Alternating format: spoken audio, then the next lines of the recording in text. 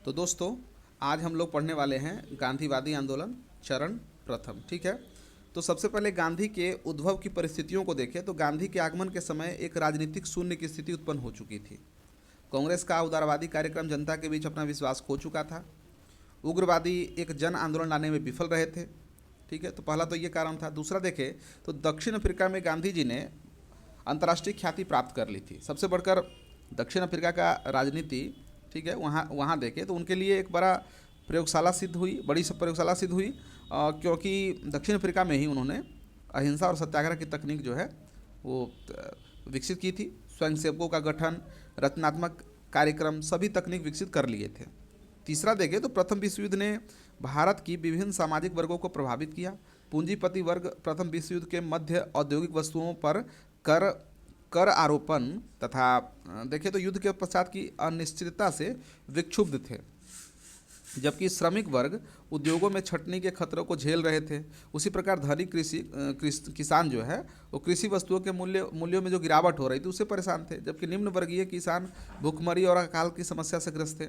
इसके अलावा देखें तो प्रथम विश्व युद्ध में के पहली मध्य जो है पहली बार भारत की युवा पीढ़ी ने पाश्चात्य संस्कृति के कुरूप चेहरे को देखा था। अर्थात स्वतंत्रता एवं प्रजातंत्र को जन्म देने का दावा करने वाले देश किस प्रकार मानव के विरुद्ध रासायनिक और जैविक युद्धास्त्रों का प्रयोग कर रहे थे।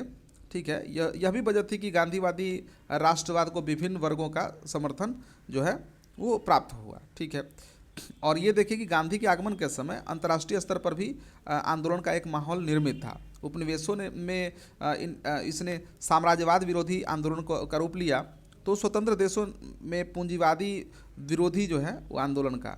अतः गांधीवादी आंदोलन को अंतर्राष्ट्रीय स्तर पर उभर रही नवीन वैचारिक शक्तियों को भी में भी इसका प्रोत्साहन मिला गांधी जी को। ठीक है, तो हमने देखा कि गांधी जी का उद्भव किन परिस्थितियों में हुआ। तो सबसे पहले देखा हमने कि भारत में उस समय राजनीतिक शून्यता की स्थिति थी। इसके बाद कहीं ना कहीं गांधी जी अंतर्राष्ट्रीय ख्याति प्राप्त कर लिए थे। तीसरा देखें तो प्रथम विश्व युद्ध की जो स्थिति थी उस समय सामाजिक वर्गों की जो स्थिति थी वो काफ़ी बहुत बुरी स्थिति थी। एक तरफ जहाँ पूंजीपति वर्ग जो है वो औद्योगिक वस्तुओं पर करारोपण झेल रहे थे, दूसरा है कि श्रमिक वर्ग जो है वो छटनी झेल रहे थे, कृषि वस्तुओं में मूल्यों की गिरावट के कारण किसान परेशान थे, और निम्न वर्गीय किसानों की स्थिति देखिए भूखमरी और अकाल से वो भी ग्रस्त थे। ठीक है, और जो युवा वर्ग था उसमें उन्होंने भी इस ब्रिटिश जो सत्ता है इसका कुरूप चेहरा कहीं ना कहीं देख लिया था कि किस प्रकार से सभ्यता और संस्कृति का पाठ पढ़ाने वाला देश किस प्रकार से युद्ध में रक्त पिपासु बना हुआ है। तो ये सभी स्थितियां थी, और तो ये था कि अंतर्राष्ट्रीय स्तर पर भी कुछ ऐसे आंदोलन निर्मित करने में सफल रहे थे। साम्राज्य विरोधी जो आंदोलन चल रहा था कहीं ना कहीं उस स्वतंत्र देशों में, तो यही कहीं ना कहीं गांधी जी को अंतर्राष्ट्रीय स्तर पर उभरने में मदद किया। अब ये देख लेते हैं कि गांधी जी के विचार तथा कार्यक्रम को देखें तो आप सब जानते हैं कि सत्याग्रह जो है इनकी विचारधारा में केंद्र में था। गांधी जी ने सत्याग्रह के रूप में राजनीतिक प्रतिरोध की एक वैकल्पिक पद्धति जो है विकसित की। इस पद्धति में संबंधित व्यक्ति या व्यवस्था के विरुद्ध आक्रोश अथवा घृणा का भाव नहीं होता, वरन सुधार के लिए एक मानवीय अपील होता है। ठीक है, आप ये कह सकते हैं कि उदारवादी आंदोलन के नेता जिस प्रकार से कह रहे थे, लेकिन ये थोड़ा सा अलग था। जो उस समय के जो उदारवादी नेता थे वो कहीं ना कहीं वो अपना शासन नहीं चाहते थे। वो चाहते थे कि ऐसी स्थिति हो कि हम ब्रिटिश सरकार के अंदर में ही बस नेतृत्व मिल जाए, लेकिन ऐसा गांधी जी नहीं चाहते थे। वो तरीका अहिंसा का था और इसमें प्रतिरोध इस प्रकार का था कि उनको स्वशासन चाहिए। ठीक है, और पूर्ण शासन चाहिए। तो सत्याग्रह, उसके बाद देखें तो अहिंसा की अवधारणा को भारतीय संस्कृति में व्यापक स्वीकृति प्राप्त हुई। अतः यह अवधारणा भारतीय मानस के अनुकूल थी। इसके माध्यम से गांधी जी ने जो गांधीवादी आंदोलन में भाग लिया तो इससे व्यापक भागीदारी संभव हुई। महिलाओं ने भी इसमें व्यापक भागीदारी निभाई। फिर अहिंसा की अवधारणा ने धनी वर्ग को भी यह आश्वासन दिया कि उनके विरुद्ध बल प्रयोग नहीं किया जाएगा। अतः गांधीवादी आंदोलन में उनकी भागीदारी जो है सुनिश्चित हुई। इसके अलावा देखें तो अहिंसा की अवधारणा के माध्यम से आधुनिक ज्ञान विज्ञान से रक्षित ब्रिटिश साम्राज्य के साथ एक प्रकार की मनोवैज्ञानिक समानता प्राप्त करने का भी प्रयास किया गया। ठीक है, तो ये था। इसके बाद देखिए तो गांधी जी के स्वराज की परिकल्पना से अलग थी। गांधी जी के स्वराज की परिकल्पना भी अलग थी, जहां अधिकतर कांग्रेसी नेता के बीच स्वराज का अर्थ था राजनीतिक स्वतंत्रता। इस प्रकार गांधी जी के लिए पहले यह नैतिक स्वतंत्रता थी, फिर राजनीतिक स्वतंत्रता। इस प्रकार गांधी के स्वराज विषयक जो संकल्पना थी वो अस्पष्ट थी, किंतु इसकी अस्पष्टता में ही इसका महत्व छिपा हुआ था, क्योंकि विभिन्न वर्ग इसकी व्याख्या अपने ढंग से कर लेते थे, तो ये भी एक तरह का एडवांटेज था। गांधी जी ने अपने हिंद स्वराज नामक ग्रंथ में पश्चिमी सभ्यता की खुलकर आलोचना की। उन्होंने घोषित किया कि आधुनिक वकील, डॉक्टर तथा उद्योग ने भारत को कंगाल बना दिया है। अगर एक दृष्टि से देखा जाए तो गांधी के द्वारा पश्चिमी सभ्यता की आलोचना उन्हें आकर्षित कर रही थी, जो पश्चिमीकरण की दौर में पीछे छूट गए थे। गांधी ने वर्ग समन्वयवाद पर बल दिया। उनके न्याय के सिद्धांत को इस संदर्भ में देखा जा सकता है कि गांधी के वर्ग समन्वयवाद की अवधारणा ने गांधीवादी आंदोलन में विभिन्न वर्गों की भागीदारी को संभव बनाया। ठीक है, तो हमने देखा गांधी जी की विचारधारा। ठीक है, सत्याग्रह और अहिंसा। अब हम लोग कार्यक्रम को देखें तो अनेक जो कांग्रेसी नेता थे वो उनके विपरीत पश्चिमी वेशभूषा का महत्व दिया था। गांधी जी ने साधारण लिबास धारण किया। वे एक जन सामान्य की तरह ट्रेन के तीसरे दर्जे में ट्रेवलिंग करते थे। यही वजह था कि जाति से बनिया और पेशे से वकील होने के बावजूद वे भारतीय किसानों के निकट पहुंच गए। उनकी बोलचाल भी किसानों को आकर्षित करती थी, क्योंकि अपने भाषण में जहाँ तहाँ वे रामायण की चौपाइयों को उद्धृत करते थे। ठीक है, गांधी जी ने रचनात्मक ग्रामीण कार्यक्रम के माध्यम से, जिसमें कि चरखा, गांव की सफाई, ग्राम पंचायत का गठन, छुआछूत विरोध आदि शामिल था। लगभग 7 लाख भारतीय गांवों को कांग्रेस की राजनीति से जोड़ दिया। गांधी ने भारतीय समाज के बहुलवादी चरित्र को समझा और फिर उसी के अनुकूल उन्होंने अपना राजनीतिक कार्यक्रम प्रस्तुत किया। अतः उनकी राजनीतिक वर्ग आधारित न होकर जन आधारित हो गई। ठीक है, यानी कि किसी खास वर्ग का नहीं हुआ। और यही कारण है कि भारत में एक बड़ा व्यापक जन आंदोलन खड़ा करने में गांधी जी को सफलता मिली। गांधी जी का नज़रिया जो था वो व्यवहारिक था, अतः वे संघर्ष के साथ साथ समझौता और वार्ता में भी विश्वास करते थे। यही वजह है कि चाहे कितनी भी प्रतिकूल परिस्थितियां हों, किंतु अपने समर्थक के लिए कुछ न कुछ रियायत प्राप्त कर ही लेते थे। अतः स्वाभाविक रूप से जनता गांधीवादी नेतृत्व के प्रति आकर्षित होती थी। तो ये उनके कार्यक्रम थे। अफवाहों की भी भूमिका थी। ये क्या था कि गांधी जी की प्रसिद्धि में अफवाहों ने भी भूमिका निभाई, क्योंकि भारतीय जनता ने सदा गांधी की छवि को बड़ा करके देखा तथा उन्हें एक ऐसे मुक्तिदाता के रूप में प्रस्तुत किया जो उन्हें शोषक समूह से मुक्ति दिला सकता है। और ये अफवाह की बात नहीं है। उनका व्यक्तित्व इतना शानदार था कि लोग आकृष्ट होते ही थे। भले आज के जो इतिहासकार है उसे गांधी को किसी नज़रिए से देखे, लेकिन कहीं ना कहीं उनके व्यक्तित्व में वैसी कुशलता या यूँ कहे कि वैसी करिश्माई व्यक्तित्व था उनका, जो लोग आकृष्ट होते ही थे। अब हम लोग देख लेते हैं कि भारतीय राजनीति में गांधी का योगदान। ठीक है, तो अब योगदान की बात करें तो योगदान से तो समझिए कि पूरा इतिहास भरा हुआ आधुनिक भारत का इतिहास, लेकिन हम लोग प्रारंभिक तौर पर देखें तो गांधी ने सत्याग्रह और अहिंसा की तकनीक के माध्यम से भारतीय राष्ट्रीय आंदोलन में वैकल्पिक राजनीति की शुरुआत की। दूसरा देखें तो गांधी के आगमन के पूर्व कांग्रेस का सामाजिक आधार सीमित था।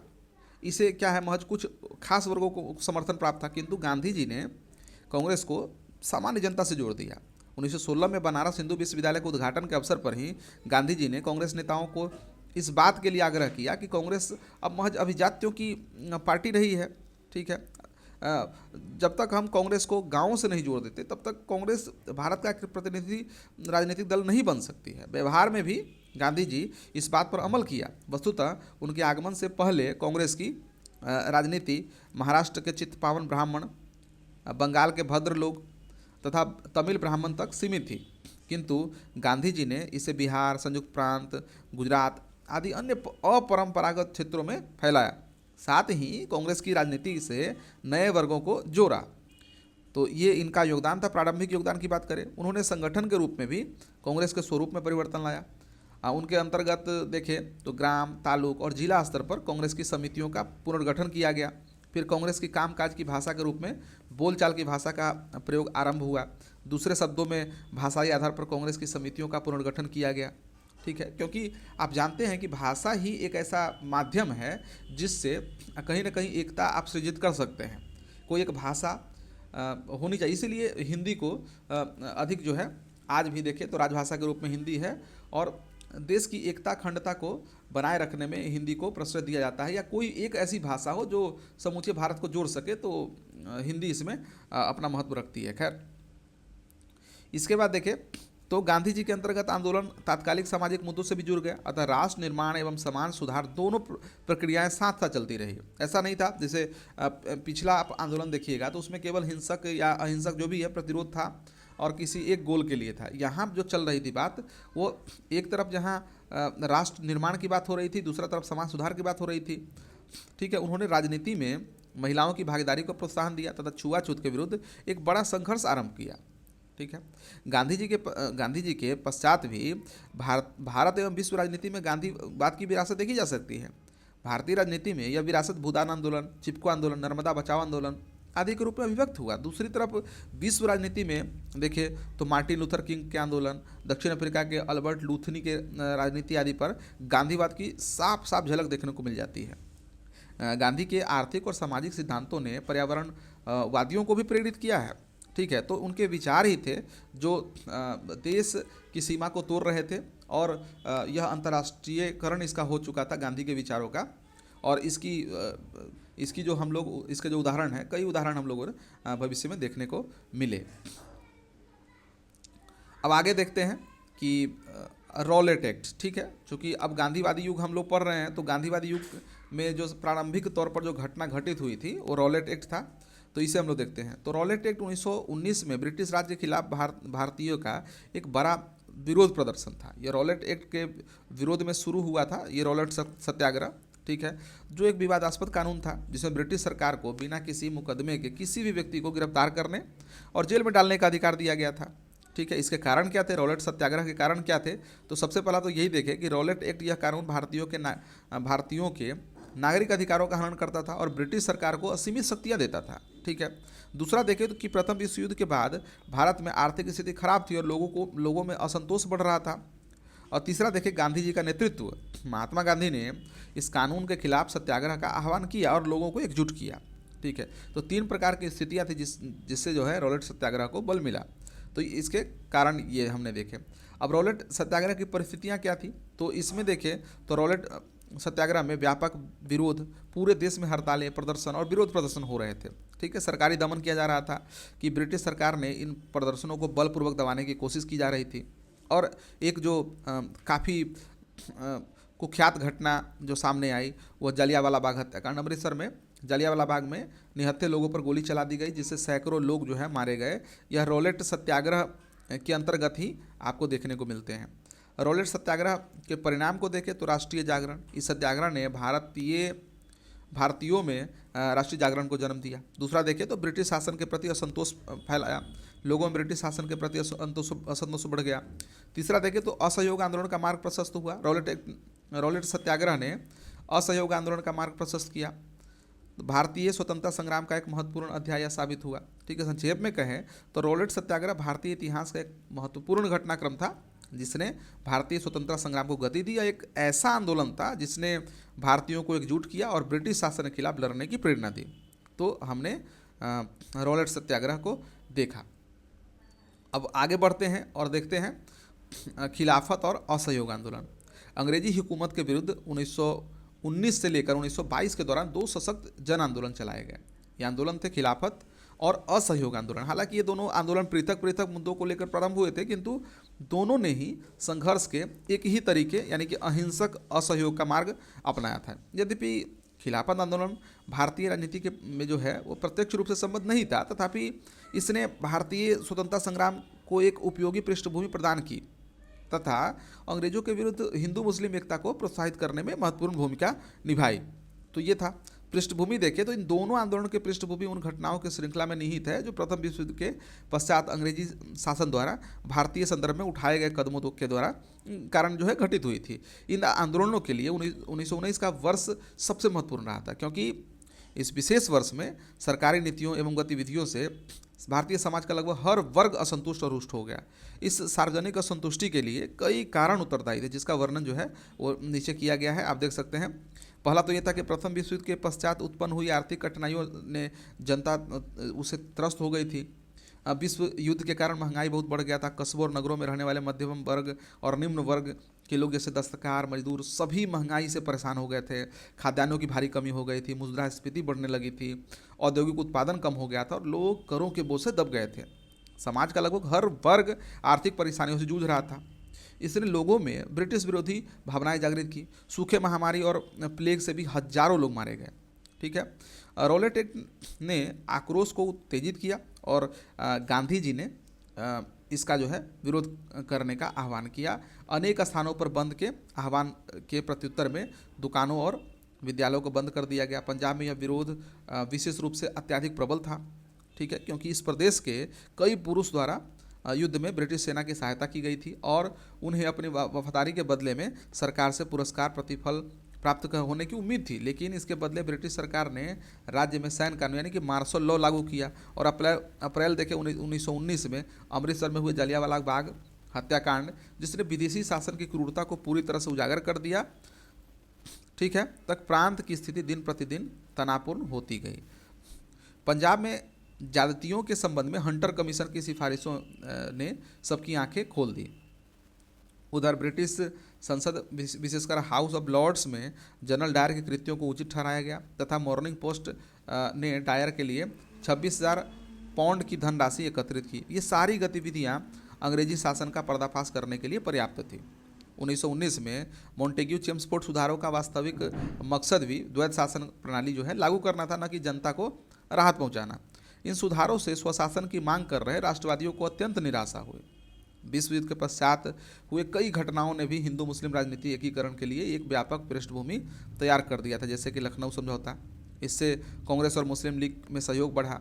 रॉलेट एक्ट के विरुद्ध प्रदर्शन में समाज के अन्य वर्गों के साथ हिंदुओं तथा मुसलमान भी एक दूसरे के करीब आ गए और मौलिक राष्ट्रवादी मुसलमान जैसे मोहम्मद अली, अबुल कलाम आज़ाद, हकीम अजमल खान तथा हसन इमाम आदि अलीगढ़ स्कूल के रूढ़िवादी विचारों से मुक्त होकर ज़्यादा प्रभावशाली हो गए, जिसके कारण मुस्लिम लीग पर अलीगढ़ स्कूल का प्रभाव कम होने लगा।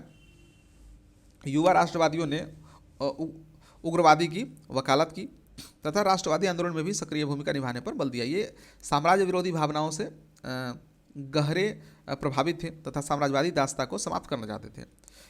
इन्हीं सब गतिविधियों के परिदृश्य में खिलाफत का जन्म हुआ, जिसके साथ ही देखें तो ऐतिहासिक असहयोग आंदोलन राष्ट्रीय स्वतंत्रता आंदोलन के पटल पर उभरा। तो खिलाफत का मुद्दा हम देखें क्या था, तो खिलाफत के मुद्दे ने मौलिक राष्ट्रवादी रुझान के उदय की प्रक्रिया को मुसलमानों की युवा पीढ़ी तथा उन मुस्लिम शोधार्थियों के मध्य सुलभ बना दिया जिनमें धीरे धीरे ब्रिटिश विरोधी भावनाएं जागृत हो रही थी। प्रथम विश्व युद्ध के उपरांत तुर्की के प्रति अंग्रेजों के रवैये से भारतीय मुसलमान अत्यंत उत्तेजित हो गए। न केवल भारतीय मुसलमान अपितु संपूर्ण मुस्लिम जगत तुर्की खलीफा को अपना धार्मिक प्रमुख नेता मानता था। ऐसे में स्वाभाविक था कि मुसलमानों की सहानुभूति तुर्की के साथ थी। प्रथम विश्व युद्ध में तुर्की ने ब्रिटेन के विरुद्ध जर्मनी तथा ऑस्ट्रिया के साथ दिया था। अतः युद्ध की समाप्ति के उपरांत ब्रिटेन ने तुर्की के प्रति कठोर रवैया अपनाया। तुर्की को विभाजित कर दिया गया तथा खलीफा के पद को हटा दिया गया। ब्रिटेन के इस कदम से पूरे विश्व के मुस्लिमों में रोष लहर दौड़ गई। भारत में भी मुसलमान के प्रति ब्रिटेन के इस कदम की तीव्र आलोचना की गई तथा अंग्रेजों के सम्मुख निम्न मांगे रखी। पहला कि मुसलमानों के धार्मिक स्थल पर खलीफा के प्रभुत्व को पुनर्स्थापित किया जाए। दूसरा कि खलीफा को प्रदेशों की पुनर्व्यवस्था कर अधिक भू क्षेत्र प्रदान किए जाए। 1919 के प्रारंभ में अली बंधुओं मोहम्मद अली और शौकत अली, मौलाना आज़ाद, अजमल खान और हसरत मोहानी के नेतृत्व में खिलाफत कमेटी का गठन किया गया, जिसका उद्देश्य था कि तुर्की के प्रति ब्रिटेन के रवैये को बदलने के लिए ब्रिटेन पर दबाव डालना था। इस प्रकार देशव्यापी प्रदर्शन के लिए एक व्यापक पृष्ठभूमि तैयार हो गई थी। सितंबर 1920 में देखें तो कलकत्ता में हुए कांग्रेस के अधिवेशन का प्रमुख मुद्दा जलियांवाला कांड और खिलाफत ही था। भारत के मुसलमान तुर्की के सुल्तान को इस्लाम का खलीफा मानते थे। प्रथम विश्व युद्ध के तुर्की मित्र देशों के विरुद्ध लड़ रहा था। युद्ध के समय ब्रिटिश राजनीतिज्ञों ने भारतीय मुसलमानों को वचन दिया था कि वो तुर्की साम्राज्य को किसी तरह से नुकसान नहीं पहुंचाएंगे, लेकिन युद्ध की समाप्ति के बाद ब्रिटिश सरकार ने तुर्की साम्राज्य का विघटन करने का निश्चय किया, जिससे भारतीय मुसलमानों की सहानुभूति तुर्की के प्रति हो गई। हकीम अजमल खान, डॉक्टर मुख्तार अहमद अंसारी, मौलाना अल हसन, अब्दुल बारी, मौलाना अबुल कलाम आज़ाद, मोहम्मद अली, शौकत अली आदि तुर्की के समर्थक थे। अली बंधुओं यानी कि मोहम्मद अली और शौकत अली ने अपने पत्र कॉमरेड में तुर्की एवं इस्लामी की परंपराओं के प्रति सहानुभूति व्यक्त की थी। तुर्की साम्राज्य के विभाजन के विरुद्ध शुरू हुए खिलाफत आंदोलन ने उस समय अधिक जोर पकड़ लिया, जब उसमें गांधी जी के ने हिस्सेदारी की। गांधी ने खिलाफत आंदोलन को हिंदू मुस्लिम एकता का एक सुनहरा अवसर माना। 17 अक्टूबर 1919 को अखिल भारतीय स्तर पर खिलाफत दिवस मनाया गया। सितंबर 1919 में अखिल भारतीय खिलाफत कमेटी का गठन किया गया। दिल्ली में 24 नवंबर 1919 को होने वाले खिलाफत कमेटी के सम्मेलन की अध्यक्षता महात्मा गांधी को प्रदान की गई। 13 जनवरी 1920 का डॉक्टर अहमद अंसारी के नेतृत्व में एक प्रतिनिधिमंडल वायसराय से मिलने गया, लेकिन खाली हाथ वापस आना पड़ा। 10 अगस्त 1920 को संपन्न सिवर्स की संधि के बाद तुर्की का विभाजन हो गया। गांधी ने खिलाफत कमेटी को सलाह दी, उनके सामने एकमात्र रास्ता असहयोग आंदोलन का है। समिति द्वारा गांधी का यह सुझाव मान लिया गया। सितंबर 1920 में लाला लाजपत राय की अध्यक्षता में कांग्रेस का अधिवेशन जो कलकत्ता में हुआ था, तो उसमें पहली बार भारत में विदेशी शासन के विरुद्ध सीधी कार्रवाई करने, विधान परिषदों का बहिष्कार करने तथा असहयोग आंदोलन प्रारंभ करने का निर्णय लिया गया। तो खिलाफत असहयोग कार्यक्रम देखें तो कुछ समय तक खिलाफत के नेता इस आंदोलन के पक्ष में सभाओं, धरनाओं एवं याचिकाओं तक सीमित रहे, किंतु बाद में यह मांग जोर पकड़ने लगी कि अंग्रेजी शासन के विरोध में सशक्त प्रदर्शन किए जाए तथा अंग्रेज के साथ हर प्रकार के असहयोग की अवधारणा का पालन किया जाए। तो इस प्रकार खिलाफत का रुख धीरे धीरे परिवर्तित होने लगा। नवंबर 1919 के खिलाफत का अखिल भारतीय सम्मेलन दिल्ली में आयोजित किया गया। इस सम्मेलन में अंग्रेजी वस्तुओं के बहिष्कार की मांग की गई। साथ ही खिलाफत के नेताओं ने भी यह भी स्पष्ट शब्दों में कहा कि युद्धोपरांत संधि की शर्त तो जब तक कि तुर्की के अनुकूल नहीं बन जाएगी, तब तक वे सरकार के साथ किसी प्रकार का सहयोग नहीं करेंगे। गांधी जी, जो कि खिलाफत कमेटी यानी अखिल भारतीय खिलाफत कमेटी के अध्यक्ष थे, ने इन मुद्दों को भारतीयों में एकता स्थापित करने तथा सरकार के विरुद्ध असहयोग आंदोलन की घोषित करने के लिए एक उपयुक्त मंच के रूप में देखा। ठीक है। अब खिलाफत के प्रश्न पर कांग्रेस का रवैया, यह बात बिल्कुल स्पष्ट है कि खिलाफत आंदोलन की सफलता के लिए उसे कांग्रेस का सहयोग की अत्यंत आवश्यकता थी। रॉलेट एक्ट के विरुद्ध हुए सत्याग्रह ने गांधी जी को एक राष्ट्रीय अधिनायक बना दिया था। तत्पश्चात गांधी जी द्वारा भारत में ब्रिटिश सरकार के खिलाफ साथ साथ खिलाफत के मुद्दे पर हुए आंदोलन के विरुद्ध असहयोग आंदोलन का आह्वान किया था। कांग्रेस में इस मुद्दे को लेकर सर्वसम्मति का अभाव था। बाल गंगाधर तिलक ने धार्मिक मुद्दों पर मुसलमान नेताओं के साथ संधि करने का विरोध किया। साथ ही वे सत्याग्रह का प्रयोग राजनीतिक हथियार के रूप में किए जाने के प्रति आशंकित थे। प्रोफेसर रविंद्र कुमार के अनुसार गांधी जी ने तिलक को सत्याग्रह की विशिष्टताओं से परिचित कराने का अथक प्रयास किया तथा इनकी खूबियों के संबंध में उनकी सभी शंकाओं को दूर कर दिया। ठीक है। उन्होंने खिलाफत के मुद्दे पर मुसलमान समुदाय से संधि करने का औचित्य भी तिलक को समझाया। कुछ अन्य राज्यों में भी गांधी जी के असहयोग कार्यक्रम का विरोध किया गया। यद्यपि बाद में कांग्रेस इसी मुद्दे पर झुक गई, तथापि उसने गांधी जी के राजनीतिक कार्यक्रम का प्रस्ताव को स्वीकृति प्रदान की। कांग्रेस द्वारा खिलाफत के मुद्दे पर लचीला रुख अपनाया तथा गांधी जी के असहयोग कार्यक्रम को समर्थन प्रदान करने के कई कारण थे। यह महसूस किया, कारण क्या थे? तो यह महसूस किया गया कि हिंदू मुस्लिम एकता स्थापित करने तथा मुस्लिम समुदाय को राष्ट्रीय आंदोलन के मुख्य धारा में लाने का यह स्वर्णिम अवसर है। इस प्रकार अब समाज के विभिन्न वर्ग, हिंदू, मुस्लिम, सिख, ईसाई, किसान, शिल्पकार, पूंजीपति, जनजातीय, महिलाएं, युवा, विद्यार्थी इत्यादि सभी ने विदेशी शासन की उपस्थिति को महसूस किया तथा अपनी दुर्दशा के लिए इसे उत्तरदायी मानते हुए अपने अधिकारों के लिए संघर्ष की प्रेरणा ली। संवैधानिक तरीके से संघर्ष जारी रखने पर कांग्रेस का विश्वास धीरे धीरे कम होता जा रहा था। विशेष रूप से पंजाब की घटनाओं के संबंध में हंटर कमीशन की भेदभावपूर्ण व दमनकारी सिफारिश से सरकार के प्रति उनका मोह भंग हो गया था। कांग्रेस इस बात से भली भांति परिचित है कि भारतीय अपने असंतोष के व्यक्ति के लिए उचित अवसर की तलाश में थे।